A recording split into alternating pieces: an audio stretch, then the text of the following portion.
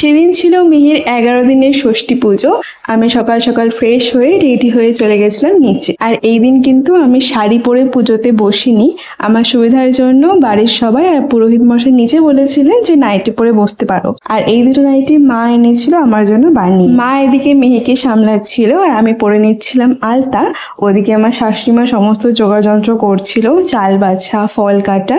আর ওদিকে আমার বর নিয়ে এসেছিল সমস্ত মিষ্টি, ফুল যা যা লাগবে। সবই ঠিকঠাক এগোচ্ছিল, কিন্তু মাঝখান থেকে পুরোহিত মশাই এত লেট করে দিয়েছিল আসতে, বেলা 11:30 বেজে গেছিল।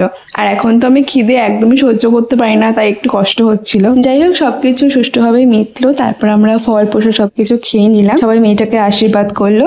আর এদিকে দেখো কে কি দিয়েছে। মিহির পিপি দিয়েছিল রূপোর চুড়ি, আর এদিকে আমার মা দিয়েছিল রূপোর বাটি, রূপোর চামচ, যেটা আগের ক্লিপে দেখলে অলরেডি পুজোর মধ্যে ইউজ হয়ে গেছে। আর ওর ঠাম্মিও দিয়েছিল একটা রূপোর চুড়ি।